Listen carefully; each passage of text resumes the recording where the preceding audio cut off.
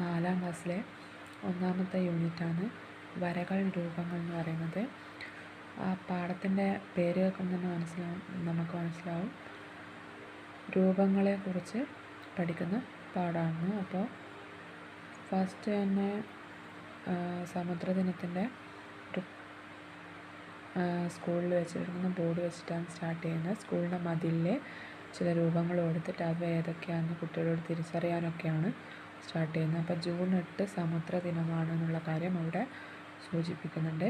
ആ കാര്യം 4ാം ക്ലാസ് ആയതുകൊണ്ട് തന്നെ LSS പഠിക്കുന്ന കുട്ടികളായിരിക്കും. അപ്പോൾ ജൂൺ 8 സമുദ്ര ദിനമാണെന്ന് അവിടെ എല്ലാവരും മനസ്സിൽ ഉറപ്പിക്കുക.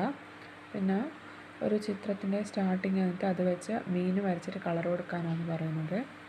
കടലാസ് മീനുകളിൽ ഏതെല്ലാം രൂപങ്ങളാണ് കണ്ടത്? ഇതേതാ രൂപം? ഈ രൂപത്തിൻ്റെ പേര് 4ാം ക്ലാസ്സിൽ എന്താ പറയുക?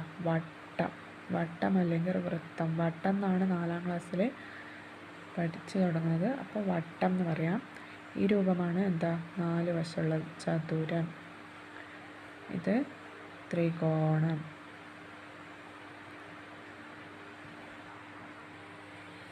ഇനി നമ്മളോട് ഒരു ചതുരം വരയ്ക്കാൻ പറയും. ഒരു സ്കെയിൽ വെച്ച് ഒരു ചതുരം വരച്ചു. ഈ ചതുരത്തിന് എത്ര വശങ്ങളുണ്ടോ എന്ന് നോക്കാം. 1, 2, 3, 4. അപ്പോൾ ചതുരത്തിന് എത്ര വശങ്ങളുണ്ട്? 4 വശം. എത്ര മൂലകളുണ്ട്? മൂല എന്ന് പറയുമ്പോൾ ഇത് 1, 2, 3, 4. അപ്പോൾ എത്ര മൂല? 4 മൂലയും 4 വശവും ഉള്ളതാണ് എന്ത്? ചതുരം. നമ്മൾ വരച്ച ചതുരത്തിൻ്റെ വശങ്ങൾ അളന്ന് എഴുതുക. അപ്പോൾ ഇത് വശം 1 എന്ന് പറഞ്ഞാൽ ഇതിൻ്റെ അളവ് 7 സെൻറ്റിമീറ്ററാണ്. വശം 2 ഇതായിട്ടെടുത്താൽ ഇതിൻ്റെ അളവ് 4 സെൻറ്റിമീറ്റർ. ഇത് വശം 3, ഇത് വശം 4. അപ്പോൾ വശം 3ൻ്റെ അളവ് 7 സെൻറ്റിമീറ്റർ, വശം 4 സെൻറ്റിമീറ്റർ.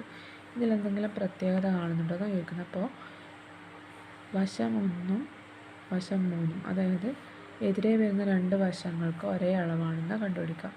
അപ്പോൾ ഈ ഞാൻ പറഞ്ഞു 4ാം ക്ലാസ് എന്ന് പറഞ്ഞാൽ LSS പഠിക്കുന്ന കുട്ടികളാണ്. അപ്പോൾ ഇമ്പോർട്ടൻ്റ് ആയിട്ട് വരുന്ന ഒരു ഭാഗമാണ് ചതുരത്തിൻ്റെ പ്രത്യേകതകൾ എന്താണെന്നുള്ളത്. അപ്പോൾ ചതുരത്തിന് 4 വശങ്ങളുണ്ട്.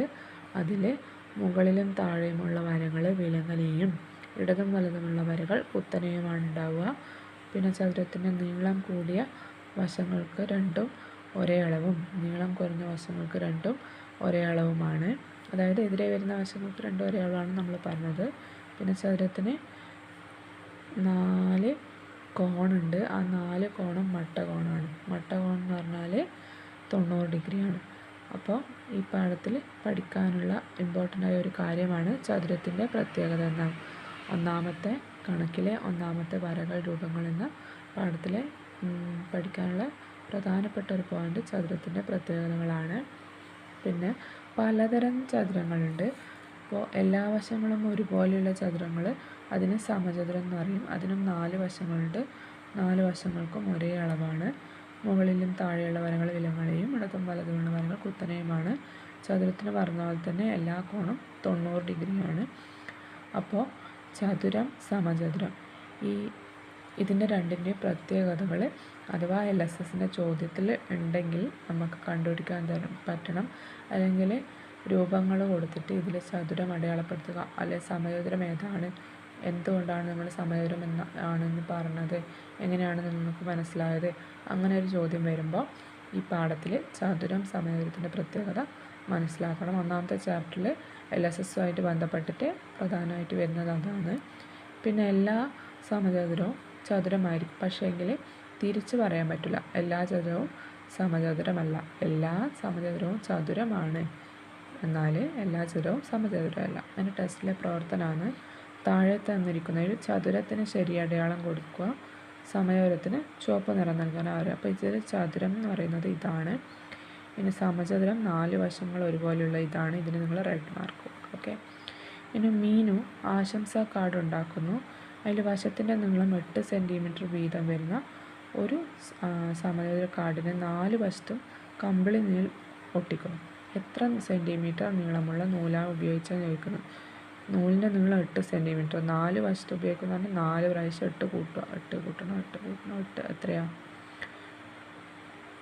8 32 അല്ലെങ്കിൽ എന്ത് ചെയ്യുക 4 പ്രാവശ്യം 8 കൂട്ടുന്നില്ലെങ്കിൽ 8 ഗുണിക്കണം 4 ചെയ്യുക 32 കിട്ടും സെൻറ്റിമീറ്റർ നൂലിൻ്റെ നീളം. ഇനി താഴെ തന്നിരിക്കുന്നത് ചില രൂപങ്ങളുടെ വശത്തിൻ്റെ അളവാണ്. ഇതിൽ ചതുരം വരക്കാൻ കഴിയുന്ന അളവ് ഏതാണെന്ന് പറഞ്ഞാൽ ചതുരം വരക്കാൻ കഴിയുന്ന അളവ് എന്ന് പറഞ്ഞാൽ ഇതിലുള്ള 2 വശങ്ങൾക്കും ഒരേ അളവാണ്. ഇതല്ല 5 8 5 8 ഓക്കെ. ഇനി അടുത്ത ചോദ്യം, താഴെ തന്നിരിക്കുന്ന അളവുകളിൽ സമചതുരം വരക്കാൻ കഴിയാത്തത് ഏത്? കഴിയാത്തതെന്നാണ് ചോദ്യം. അപ്പോൾ ഇതെല്ലാം LSSന് വരാൻ പറ്റിയ ക്വസ്റ്റ്യൻസാണ്. അപ്പോൾ ഇങ്ങനെ ക്വസ്റ്റ്യൻ 2 തവണ വായിച്ചിട്ട് ചെയ്താൽ പെട്ടെന്ന് സമചതുരം എന്ന് കേട്ടപ്പാട് സമചതുരം വരക്കാൻ കഴിയുന്ന അളവാണെന്ന് തെറ്റിദ്ധരിക്കരുത്.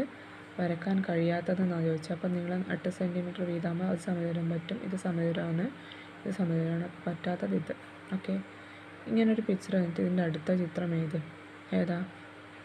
എൻ്റെ അപ്പോൾ ഈ രൂപം മേലെ വരണം. അപ്പോൾ ഇതാ സി. ഓക്കെ. ഇന്നത്തെ 4ാം ക്ലാസ്സിലെ കൂട്ടുകാർക്ക് എല്ലാം മനസ്സിലായിട്ടുണ്ടാകുമെന്ന് വിചാരിക്കുന്നു.